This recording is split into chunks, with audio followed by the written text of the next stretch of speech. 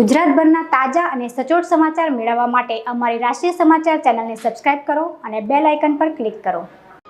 સુરતમાં દર વર્ષે શાંતિપૂર્ણ રીતે યોજાતા ગણેશોત્સવમાં આ વખતે બબાલ અને ધમાલ જોવા મળી રહી છે। ત્યારે અડાજણ વિસ્તારમાં ગણેશ પંડાલને લઈને બોલાચાલી થઈ હતી। ગણેશોત્સવમાં ઊભા કરવામાં આવેલા પંડાલ અને લાઇટિંગના પેમેન્ટને લઈને ઝઘડો થયો હતો। પોલીસ બોલાવી પડી અને ફરિયાદ કરવામાં આવી હતી। અડાજણમાં ગણેશ આયોજકો અને મંડપવાળા વચ્ચે બબાલ થઈ હતી। બાકી પેમેન્ટની ઉઘરાણી બાબતે બોલાચાલી થઈ હતી।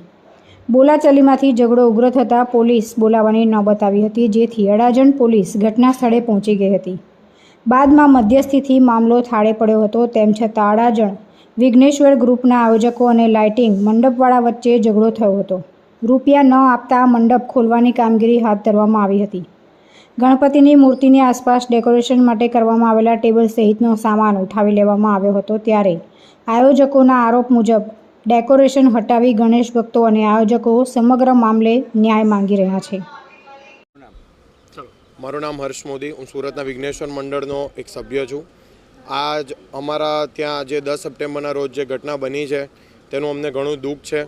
કલ્પેશભાઈ, યશભાઈ અને એમની ટીમ દ્વારા જે આ ઘટના થવામાં આવી છે તે બાબતે અમારી પ્રતિષ્ઠા પર જે લાંછન લગાવવામાં આવ્યું છે તે બાબતનું અમને ન્યાય જોઈએ છે। અને અમારી લોકોની એટલી માંગ છે કે એમણે જે વિડીયો વાયરલ કર્યો છે એ વિડીયોમાં જે શબ્દો એમને અનુસર્યા છે તે અમારા એક પ્રતિષ્ઠા પર ઠેસ પહોંચાડી છે અને અમારી ધાર્મિક લાગણીઓ દુભાવી છે। ભૂતકાળમાં અમારા ગણપતિ મંડળના દરેક આયોજન સર્વશ્રેષ્ઠ રહ્યા છે અને આ વર્ષે પણ અમારું આયોજન ખૂબ જ સરસ હતું, પણ 10 સપ્ટેમ્બરના રોજ આવીને એમણે જે મંડપમાં તોડફોડ કરી છે અને મંડપ કાઢી ગયા છે અને કોઈ પણ સભ્યને કે અધ્યક્ષને વાત કર્યા વગર, તે બાબતનું અમને ઘણું દુઃખ છે। મધ્યસ્થી દરમિયાન જે બેઠક કરવામાં આવી હતી એ બેઠકમાં પણ તેમને કોઈ જવાબ આપ્યા નથી। તે બાબતે અમને આ વસ્તુનો ઘણો દુઃખ થાય છે।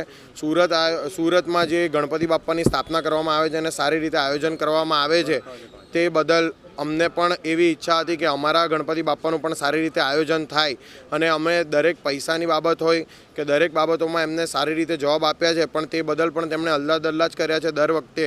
તે બાબતનું અમને ખૂબ જ દુઃખ થાય છે અને આ ગ્રુપના સભ્ય હોવા બદલ હું એટલું માંગણી કરું છું કે અમને આ વસ્તુનો ન્યાય મળે અને તે આ જે રીતે વિડીયો વાયરલ કર્યો હતો તે જ રીતે એક વિડીયો ફોર્મેટમાં પોતાની માફી માંગે અને સારી રીતે આ વસ્તુનો ન્યાય આવે અને સમાધાન થાય। તુલસી શર્મા સાથે રાષ્ટ્રીય સમાચાર, સુરત।